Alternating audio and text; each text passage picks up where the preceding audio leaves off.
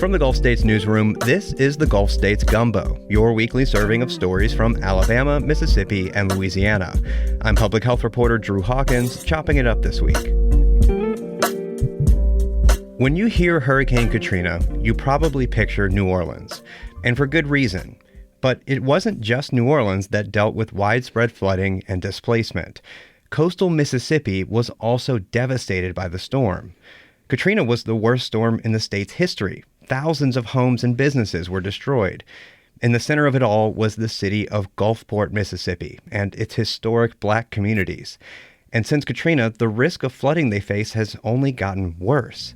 Michael McEwen is a coastal desk reporter for WWNO and WRKF, and he's been covering Gulfport and these concerns for years. Michael, thank you for joining me today. Thanks for having me. So I'm curious why you first started looking into Gulfport. Yeah, back in the spring of 2023, I'd heard about a proposed Department of Defense storage site along this waterway called Turkey Creek. We'll hear more about that in the story. Residents nearby were opposing it really for two reasons. One, because it had the potential of storing explosive ammunition near their homes. Two, because it would fill in about 4 acres of wetlands that are some of the few remaining wetlands in the area. And residents look to those wetlands and Turkey Creek, the waterway, as flood protection. And as we'll hear in the story, in a time that flooding has grown increasingly worse. Yeah, there's a really interesting history there. And what about it kept you coming back to Gulfport? So the history of Turkey Creek, the community, it was founded more than 30 years before the city of Gulfport as a freedmen's settlement of emancipated African Americans actually fleeing flooding in a different community in Louisiana. And in talking with their direct descendants, many of whom are organizing today, I learned about that history and that this military storage site really is just the latest in a long line of projects that's made flooding worse and this idea of an exodus from this community very real. I'm in. I'm excited to go to Turkey Creek with you and check it out. So let's just hop right into your story then. Yeah, let's go. We're going to tell them some more. In Turkey Creek, about 6 miles from the waters in the Mississippi Sound, Derek Evans is walking me through a historic wood building that doubles as his office. It's the only one left from a once sprawling timber plant that dates back to the 1900s. This is the former paymaster's office, first of the Yaryan Naval Stores Company of Gulfport, Mississippi, then of the Phoenix Naval Stores Company. And those are big timber companies. Through the decades, the city of Gulfport sprang up around them and other industries, and around this community, one of the coast's first communities for African Americans freed from slavery, Turkey Creek. And over time, their ability to extract from the interior of the state has really got all of this development and urbanization and growth going right here, right in and around Turkey Creek. This little, freedmen's settlement at this intersection of these bayous. Turkey Creek is named after a 13-mile stream and traces a crooked east-west route parallel to the Gulf, draining thousands of acres along its path through swamp, wood, and wetlands before meeting Bayou Bernard.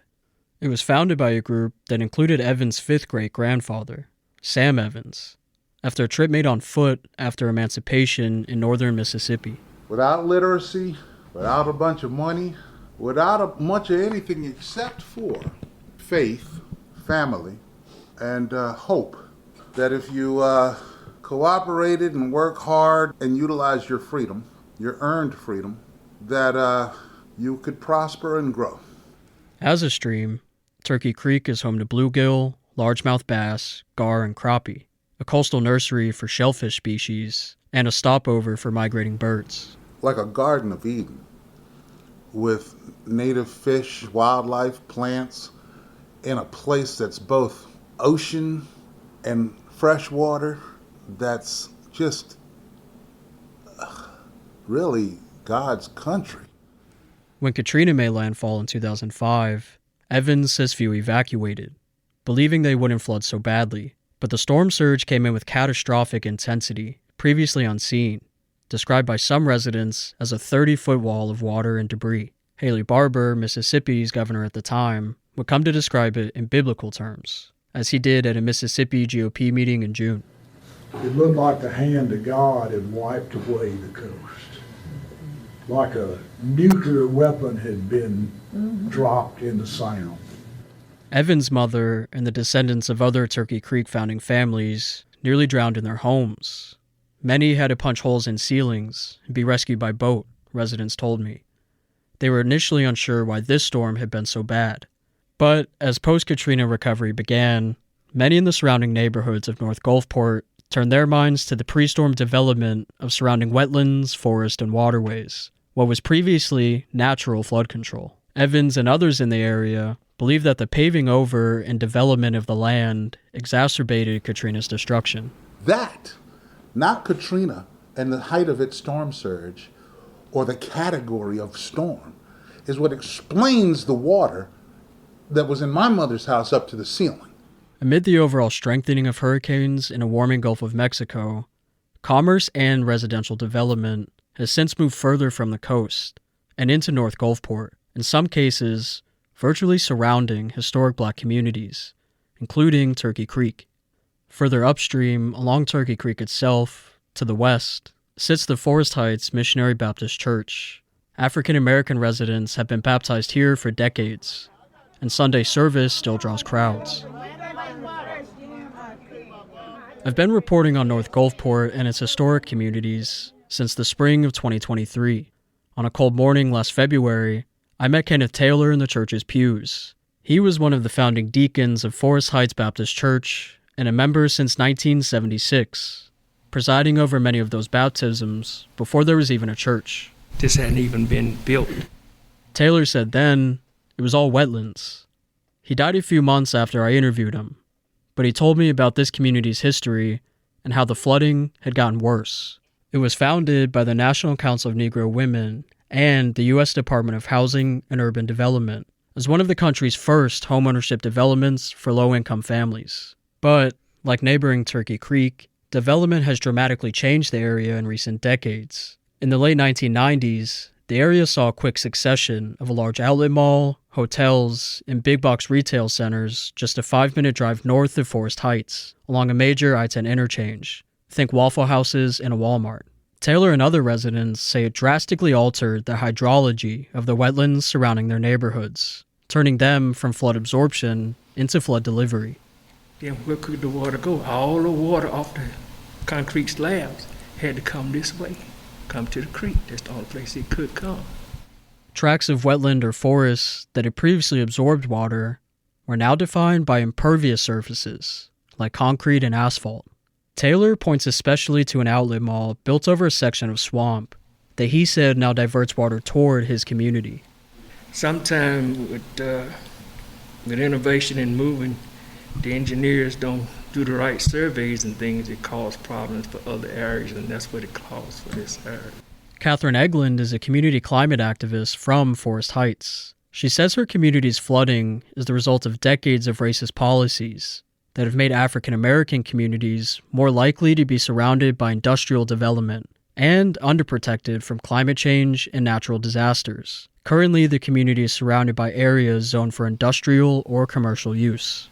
And it's not a stretch to see what they were going through then and what the Turkey Creek residents are going through now. When we talk about Black history, we're experiencing it right here. Racial and environmental justice organizations estimate African Americans are 75% more likely than the average American to live in areas near commercial or industrial sites, and African Americans breathe air that's more polluted than white Americans. Katrina was an inflection point for Egland's work. The extensive flooding was jarring. Months after the storm, she recalls being miles away from Forest Heights and still being able to smell rotting raw chicken in the air, meant to be exported from the port, but left to rot near her community. When I returned after we evacuated, I went just near that area. I was nauseated. The smell was so bad. Post-Katrina, coastal Mississippi has boomed, including Gulfport, but Egland and others say that success has made flooding worse for the Black communities of Forest Heights and Turkey Creek. The communities are basically, they've come under siege from projects, from development. The U.S. Army Corps of Engineers has begun a project to raise the existing levee protecting Forest Heights, which promises to bring some relief. But the Corps hasn't said when this will be done, and Eglin says the stress is taking a toll as people battle mold in their homes from constant flooding. They will bring out breathing machines and the medications. They're afraid if there's a hard rain, if they go to bed, if their cars are going to be flooded out. I know they have been awakened in the middle of the night and told to move their cars because of the flooding. Some residents have considered leaving entirely, but both Eglin and Evans and Turkey Creek are trying to prevent that. Their solution? Better regional planning across the city of Gulfport. Evans is leading a group that's come up with a detailed plan, and even hired an urban planning firm to help. In May, both were joined by residents for a community input meeting near Forest Heights. There, Evans presented a community-driven plan to make their neighborhoods safer from storms and climate change. The goal was to get buy-in from those who know their community best. Well, there are a lot of ingredients to what makes coastal urban planning good. One of them is a very, very strong, healthy, engaged input from impacted community members who have lived experience. One major part of Evans Group's plan is halting development on remaining wetlands, natural flood mitigation. But Evans also wants local officials to build a new section onto existing roads that would act as a central evacuation route to Interstate 10. I reached out to Gulfport's mayor, city council, and county representatives multiple times for this story. None agreed to interview requests. Currently, Evans says evacuation routes are already gridlocked in traffic on a normal day, let alone when a storm is coming. If we don't get a hold of this, this is a worse nightmare than Hurricane Katrina waiting to happen. And I'm not trying to be dramatic at all. I mean, we went through that. I'm not trying to play anything cheap or light. The next evacuation of that scale, getting out of here, it'll really just be impossible. For both Evans and Eglin, this is a fight they're only the latest in their families to wage. For generations, their larger community has worked to preserve the natural environment, and in turn, their own cultural heritage. Number one, this is not our first reconstruction. This is not our first mandate, an opportunity and challenge to envision and plan for a future that sustains this community going forward, as well as other communities nearby who need to survive and thrive together. And Evans says the only way to achieve that is to balance growth with the needs of the people who have been here from before Gulfport's earliest founding. Everything is here because the streams and the wetlands were here before.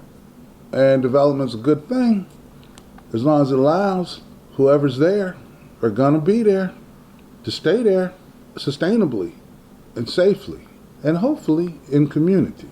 After a couple more rounds of community meetings, Evans plans to present his group's community master plan to city and state officials. He hopes to convince them to take action.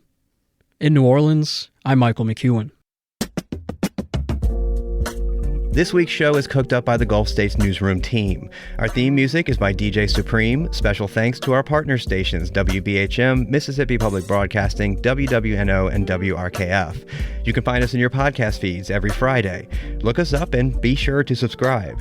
Again, I'm your host, Drew Hawkins. Thanks for listening, and don't forget to stir your roux.